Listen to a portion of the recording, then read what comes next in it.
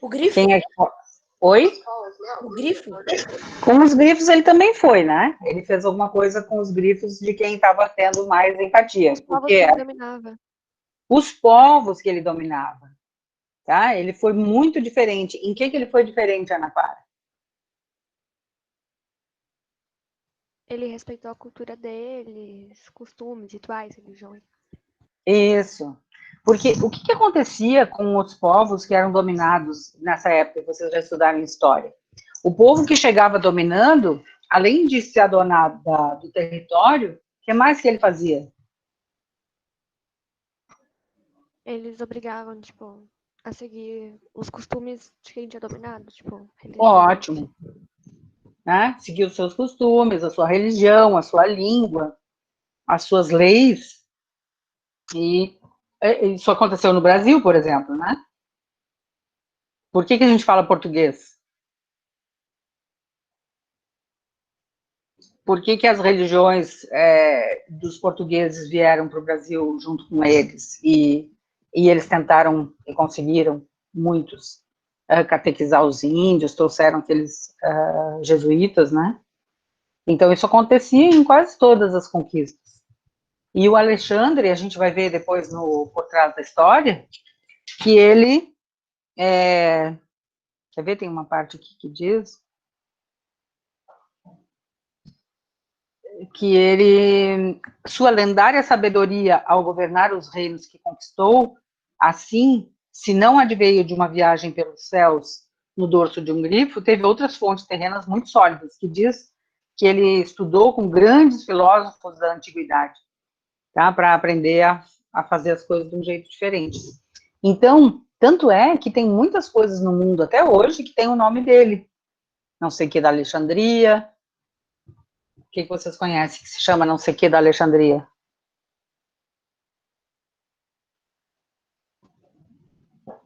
Não sei. Nunca ouviram falar? Farol da Alexandria, Biblioteca da Eu já ouvi falar de algumas coisas, mas eu não lembro, tipo, exatamente o nome. É um nome, tipo, que me parece, assim, conhecido. Eu Mas... lembro de uma pessoa chamada, mas não sei o primeiro nome. Uhum. Dizem que ele foi o responsável pela união da Europa. Tem muitos lugares que tem o nome dele. Bom, nós não vamos ler agora em aula o por trás da história. Vocês vão reler essa história em casa. Vocês estão em casa, mas eu quero dizer fora do horário de aula, para a nossa interpretação de quinta-feira, tá? Se vocês tiverem dúvida sobre a história, vocês anotem a dúvida, tá? Não deviam ter, porque agora a gente leu e vocês já podem... Alguém foi com dúvida agora sobre o que aconteceu nessa história? Não? Vocês gostaram dessa história? Alguém gostou? Achou como uma das melhores? Não. Não, sei lá, achei meio confuso. Confusa? Talvez quando estudando uma relida, tu vai... uma coisa diferente que ela tem das outras, qual é? É que misturou o Alexandre Grande, que é algo real, com esses bichos aí. Que legal que dá conta disso, Pia. Uhum. Tem até, no Por Trás da História, eles vão falar um pouco disso. Esse trecho que eu acabei de ler, né, que diz assim, nessa história que a gente leu, parece que ele teve uma sabedoria superior por causa do grifo, por causa de um deus que ele encontrou quando viajou com o grifo. Mas, na verdade, ele estudou muito com filósofos da antiguidade. Então, talvez isso que aparece como sendo esse deus e esse grifo, essas coisas lendárias, mitológicas, talvez tenha sido essa orientação que ele teve com bons professores. Só que, claro, uma história que fala de professor não tem tanta graça quanto uma história que fala de grifo, né? Verdade. Então, muitas vezes, digamos que foi meu pai que me falou uma coisa, ele pode, numa história, se transformar num ser mitológico que me dá um conselho e que muda a minha vida. Né? Ele tinha os conselheiros, ele tinha, como todos os poderosos deveriam ter, e normalmente tem, alguém para aconselhar, né? Para ajudar a pensar. Né? Tá? Então, releiam o grifo em casa, fora do horário de aula, E agora peguem o Araribá, que nós temos que corrigir o número 7 e 8, né? Sobre personificação. Vocês entenderam o que é a personificação? Ó, o que a palavra personificação ajuda a gente a lembrar de qual é esse tipo de figura de linguagem? Qual é a palavra que tem dentro de personificação? Ô, prof, É. sempre que eu ouço personificação, eu lembro de personalidade. Personalidade, persona, que tem a ver com pessoa, personagem, né? Todas essas palavras que tem persona significa pessoa, tá? Então, a personificação é quando a gente torna uma coisa que não é pessoa, faz ela agir como se ela fosse uma pessoa, tá? Ou, em alguns casos, faz agir como se fosse um ser vivo, e não é um ser vivo. Então, a 7 diz o seguinte: a primavera encheu de rosas brancas e vermelhas o jardim lá de casa. Qual é a figura de linguagem que tem aí?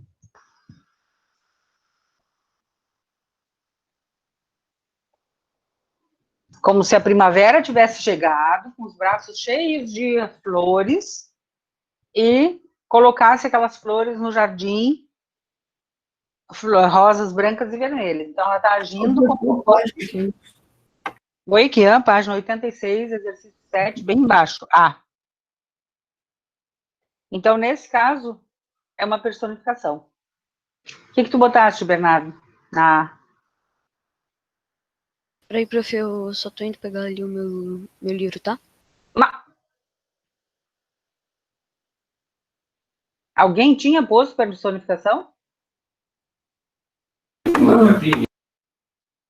Oi, que é? Não sei o que. O que tu botaste?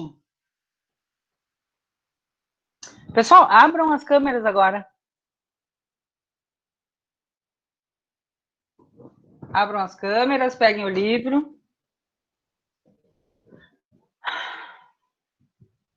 Ana Clara fez essa tarefa, 7 e 8, página 86 e 87.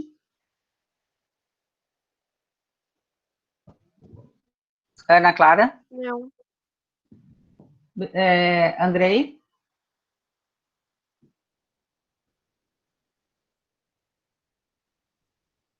Arthur fez? Não.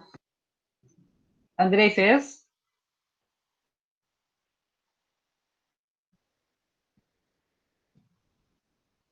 Andrei? Oi, professora? Fez a tarefa? Página 86 e 87 do Araribá? Não. Não. Daniel? Não. Não? Davi?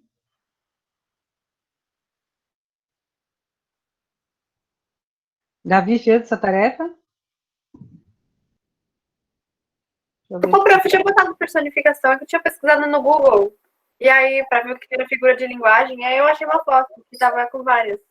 E aí eu botei. Prof, eu fiz. Legal. Daniel fez?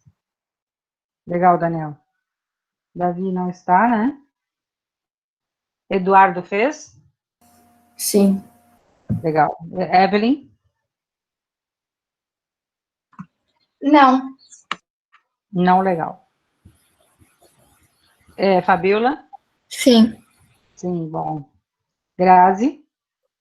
Sim. Sim, que bom. Helena fez, já ouvi. Henrique? Henrique? Não está? Isabela Florencio fez? Fiz. Ótimo. Medeiros? Ô, prof, era a 6 e a 7 ou era a 7 e 8. 86 e 87? 86, 87, 7 e 8. Isabela Medeiros não está? Não fiz, prof, desculpa. Não fez, que pena. João Gabriel fez? Fiz não. Fez não. Que ruim, que pena. Kian? Eu fiz, prof. Que bom. Maquin? Prof, Eu fiz às 6. Não, a 6 era da outra semana. Putz. Tá, 7, 8 era então da não semana fiz. passada já. Noan? Então eu não fiz. Não. Não, também. Pedro Bron? Infelizmente não. Pedro Santana?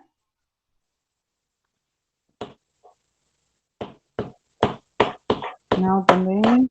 Sofia? Sofia? Sim. Hã? Sim. Sim, que bom. Yuri? Yuri fez? Não. Júlia Luísa? Não. Não. João Pedro?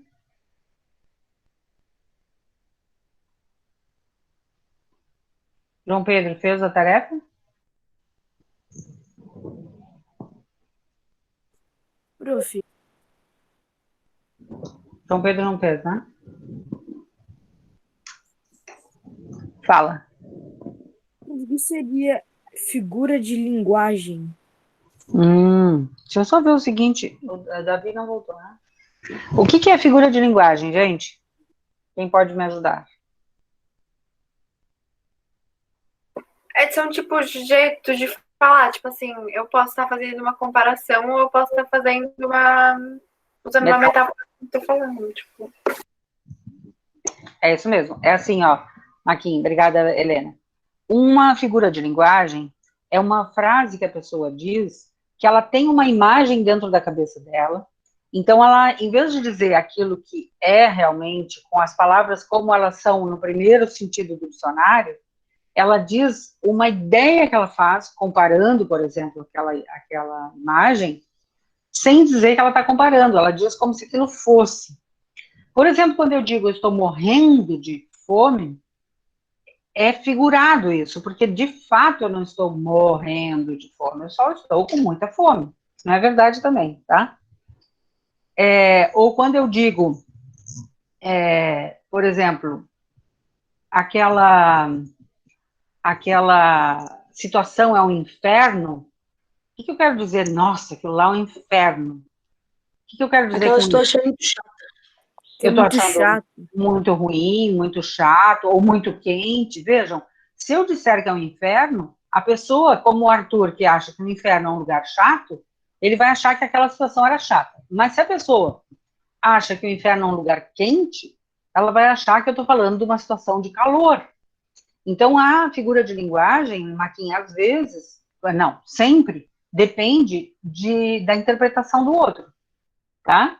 Claro que, com o tempo, algumas figuras de linguagem a gente já está acostumado, que se a pessoa diz aquilo, por exemplo, nossa, essa pessoa é um gato ou uma gata, já é um elogio, ela está querendo dizer uma pessoa bonita.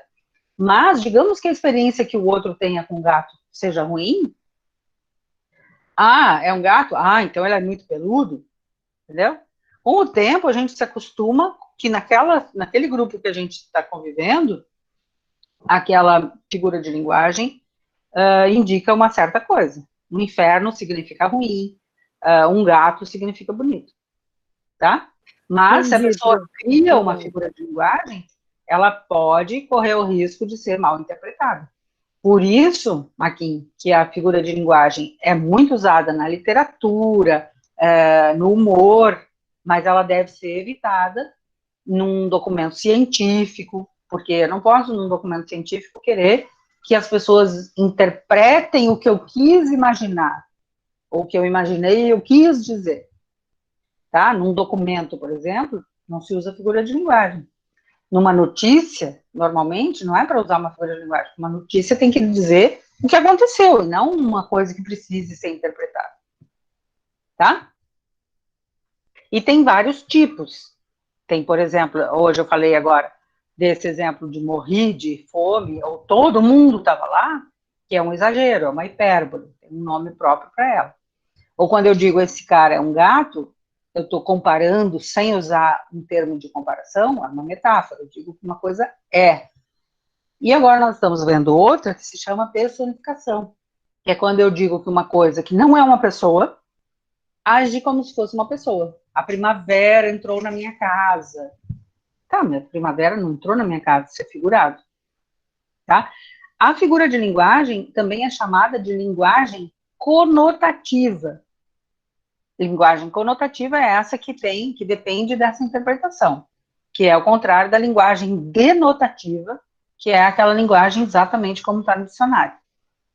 Tá? Foi até aí? Serviu o resumo para mais alguém além do Maquin? Eu entendi mais ou menos, mas ficou um pouco confuso. Mas depois eu vejo a aula de novo para ver se ficou melhor. Tu pode perguntar aqui, ó, o que ficou confuso? Não sei, é que não ficou, tipo, muito claro o que é a linguagem. Sabe? Figurada? É. É essa linguagem que a pessoa usa quando ela está dizendo alguma coisa usando a imaginação, que vai além do que a palavra diz no seu sentido próprio, no seu sentido do dicionário. Tá? À medida que a gente for estudando os tipos, vocês vão percebendo de todas essas figuras, como a gente viu na aula passada, ideias que se aproximam, que são contrárias, quando eu digo guerra e paz, os lobos ferozes e as árvores floridas, tá? E hoje a gente está vendo essa aqui, que é a personificação. Então, a letra B. Júlia Luísa, lê para nós a frase.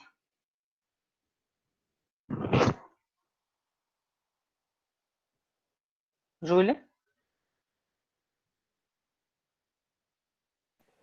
Prof, eu não tenho livro. Sim, mas lembra que quem não tem o livro deve pegar a foto do livro? João Gabriel.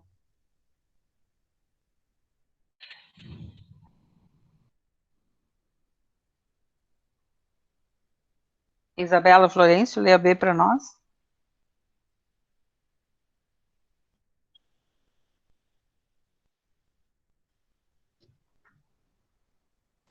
A B da 7? B da 7. A estradinha que leva até a casa de Raul Vietes mete moita lá dentro, brincando de esconde-esconde. Ótimo. O que nós temos aí?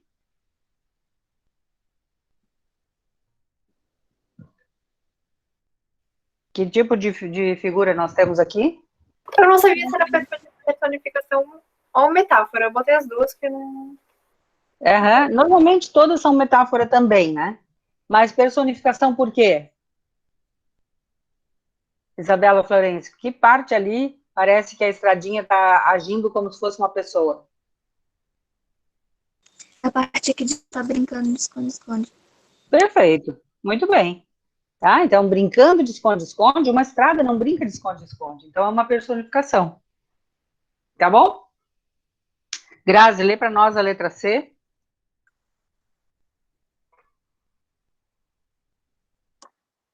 Suas águas eram azuis como o céu.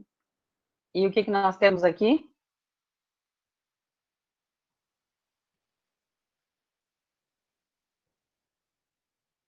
O que essa palavra como o céu faz?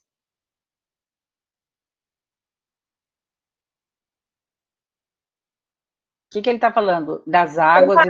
Comparando, uma comparação. Tá? Alguém tinha posto comparação? Eu não sabia se era um tipo à parte ou se era um tipo... Eu não sabia se era um tipo à parte ou se estava dentro de um tipo. Mas eu botei perifrase. Perifrase, tá. A comparação, então, traz essas palavras como se fosse como, parece, mais que, menos que, tão quanto. Como é que ficaria essa frase se a gente fosse transformar numa metáfora?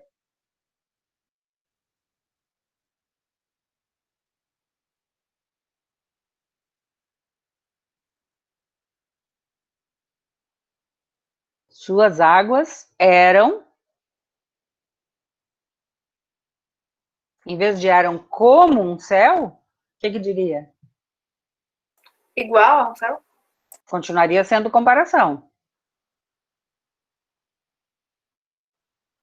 Um céu? Era um céu, muito bem. Suas águas eram um céu azul, o céu azul. Nesse caso, em vez de comparação, seria uma metáfora, porque eu estou dizendo que são. Tá? Letra D, faz favor de ler para nós, Evelyn.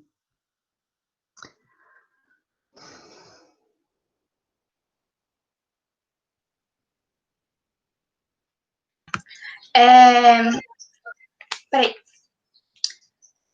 É a B da 8, né? A D da 7. Ah, tá. Tu não tá acompanhando a correção, né? Os salgueiros se inclinaram para a água. O que tem aqui?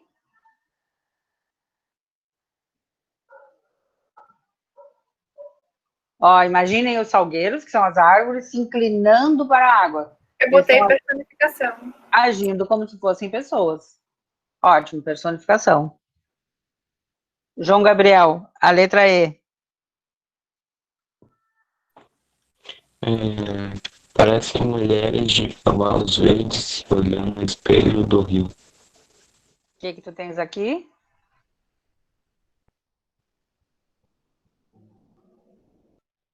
É uma comparação ou é uma personificação? Eu acho que comparação. Comparação, muito bem, João Gabriel. Sim, está comparando os salgueiros, as árvores, com mulheres de cabelos verdes. Está comparando. E a última desse exercício, Andrei. Lê para nós o F.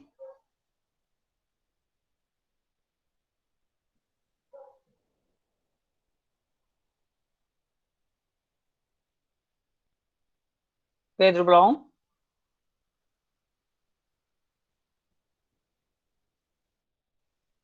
Pedro Santana.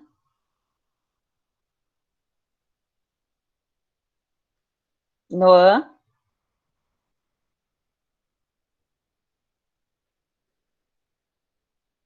Gente, o que está acontecendo com toda essa turma? Bernardo. Com toda essa turma que eu estou chamando. Ô, prof, é que eu tava tentando abrir meu microfone pra falar, daí ficava abrindo uma outra aba, daí não dava pra eu... Tá, lê para nós então, a F. Os juncos das margens parecem a cabeleira eriçada do sacristão da igreja. O que tu botaste? Eu botei... Ai, esqueci a palavra. Prof. Lê, se tu botaste, é só tu ler, não precisa lembrar da palavra. Lê.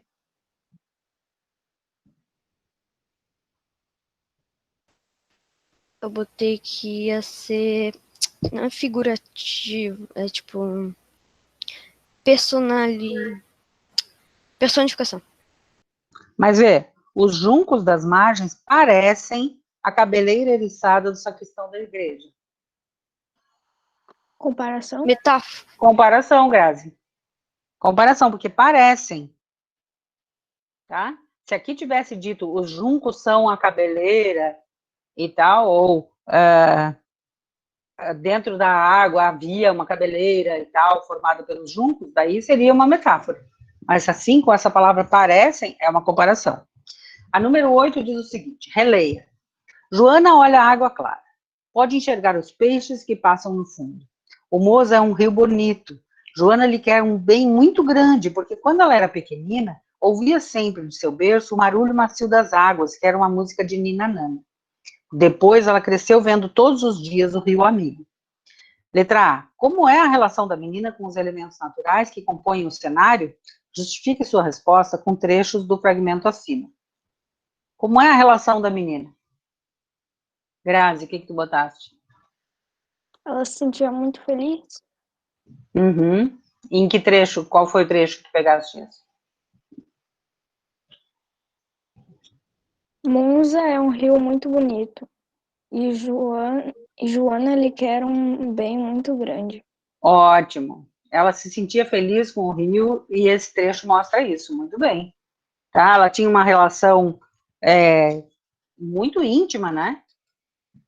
Opa. Evelyn, quase que tu fosse cancelada aqui sem querer. Ah, desculpa. Eu encostei a mão aqui no... tá? Posso responder a B? Vai. Cite outras passagens da narrativa em que se observa essa relação da menina com a natureza. Na última frase. Depois ela cresceu vendo todos os dias o rio amigo. Ótimo. Tá? Essa é uma possibilidade. Não é a única, tá? Se alguém botou outra frase como exemplo, não tem problema. Ela pode... a hora que ela diz que todos os animais são filhos de Deus, quando ela diz que os passarinhos conversam com ela, qualquer uma dessas frases daria certo. Tá? Quem é esse gatinho de óculos aqui? Daniel, a letra C.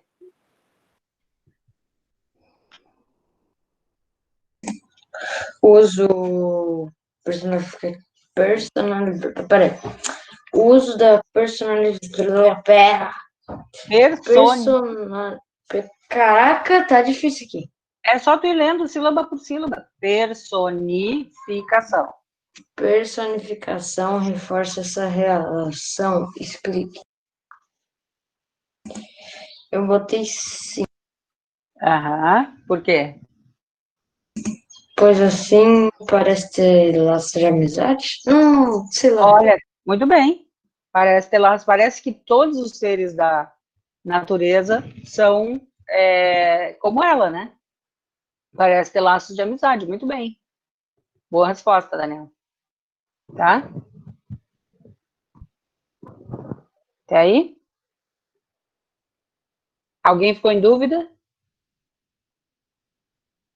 Quem não tinha feito e não corrigiu, vai fazer. Deve fazer. Tá? Porque isso aqui, personificação, comparação, são figuras que eu já vou considerar que vocês sabem. Porque a gente discutiu bastante. Inclusive, essa história do grifo, dá para a gente dizer que esses seres, né, essas bestas, como ele fala aqui, essas criaturas, agem como se fossem pessoas. Não, em que hora? Em que horário? Em que momento? Deu para perceber isso aqui.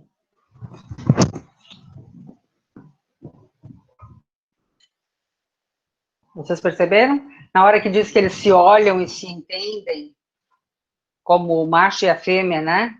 Que na hora que o Alexandre dá uma prensa ali, diz assim, ou tu vai me obedecer, ou tu vai morrer de fome, os dois animais se olham e dá para entender que eles pensaram assim, vale a pena a gente fazer isso aí para dar uma lição nesse cara.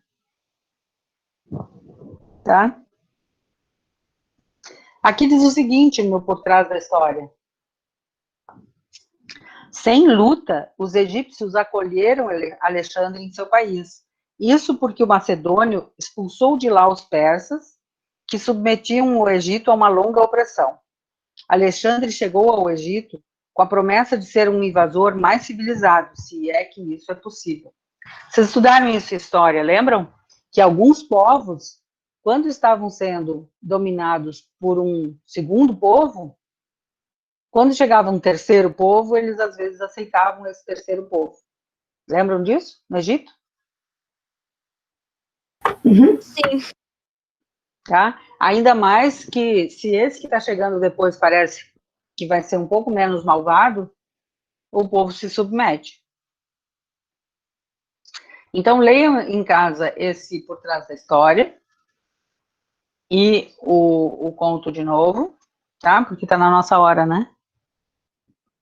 Tá bom? Alguém ficou com alguma dúvida hoje? Não, prof. Aqui,